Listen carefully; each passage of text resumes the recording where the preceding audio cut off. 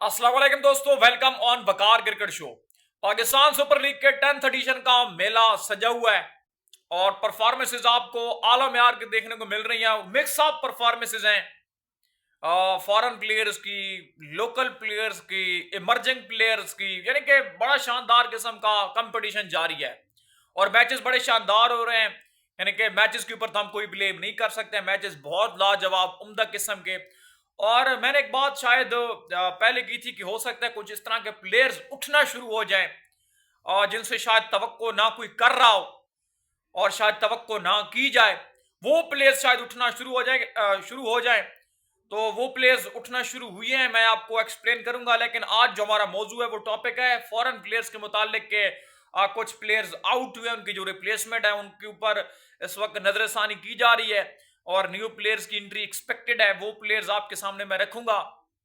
तो सबसे पहले उन प्लेयर्स को जो मैंने आप यानी कि आपके सामने बात रख दिया, तो यहां पर एक्सप्लेन करता जाऊं कि मिसाल के तौर पर जिस तरह हसन अली है, कोई बंदा एडिशन से पहले ये बात कबूल नहीं कर रहा था कि हसन अली जो एक फैंसी प्लेयर है, टिकटॉक के नाम से मशहूर है, या उसको अपने मतलब वो कहते हैं कि भाई इसने बाल रखवाना जो शुरू कर दिया, उसको बस इन्हीं इन्हीं चक्रों के इर्द गिर्द घूमना बड़ा अच्छा लगता है। तो यानी कि हसन अली के लिए कोई भी बंदा ये बात नहीं कबूल कर रहा था, एक्सपेक्ट नहीं कर रहा था कि भाई हसन अली इस रिदम में आएगा और छा जाएगा, कमाल कर देगा।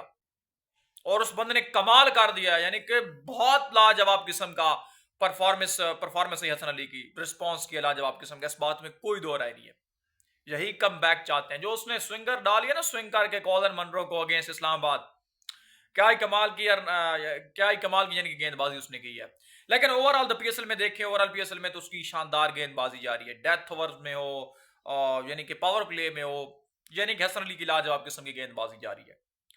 और इसके अलावा शादाब विद द बॉल बहुत तगड़ा कर रहे हैं, लेकिन यहां पर फैंस को उसने कंफ्यूज मतलब करके रख दिया कि ये बंदा यार लीग में आता है तो इस तरह का प्लेयर बन जाता है कि इस जैसा ऑलराउंडर है ही नहीं कोई पाकिस्तान के अंदर।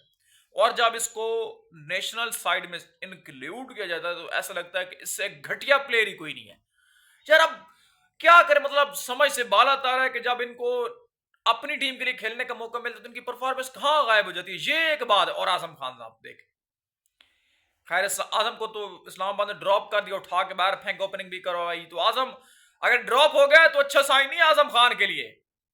अगर बंदा ड्रॉप हुआ है तो अच्छा साइन नहीं है आजम खान के लिए कि भाई वो, जितना मुझे लग रहा है कि अब आजम खान को शायद वो ड्रॉप करेंगे, क्योंकि आजम को उन्होंने यूटिलाइज अगर किया है ना उधर ओपनिंग के अंदर। अगर आजम ओपनिंग में चलो ठीक है परफॉर्मेंस मिलती जुलती आई है, लेकिन अगर आजम खान ड्रॉप होता है, अगर आप अगले मैच में उसको या उससे अगले में ड्रॉप करें, अगर परफॉर्मेंस नहीं आती तो आजम खान के लिए मुश्किलात हो जाएगी।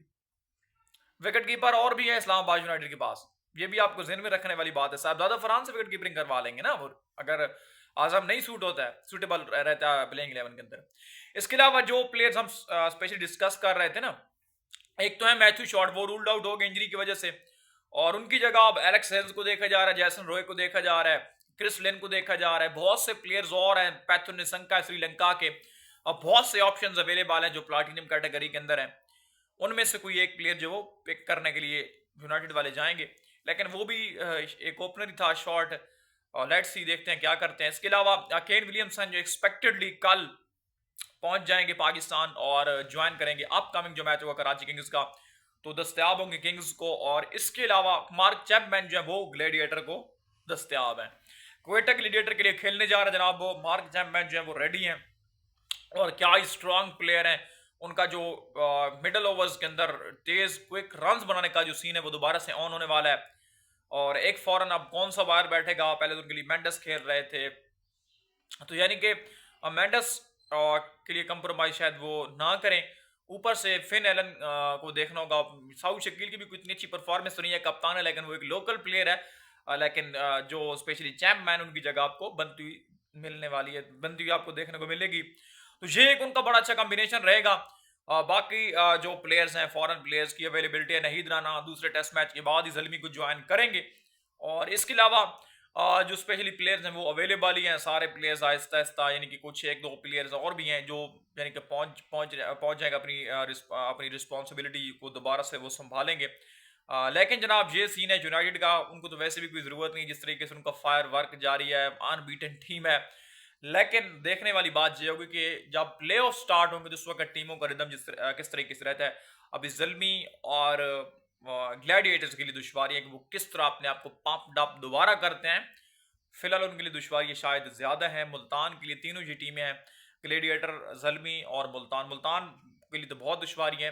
अब लेट्स सी इन तीनों में से चौथी टीम कौन सी होगी जो किंग्स, यूनाइटेड और कलंदर्स में अपने आप को घुसेड़ेगी। लेट्स सी क्या होगा। अपडेट से चलेगा तो लाइक और सब्सक्राइब जरूर कर देना।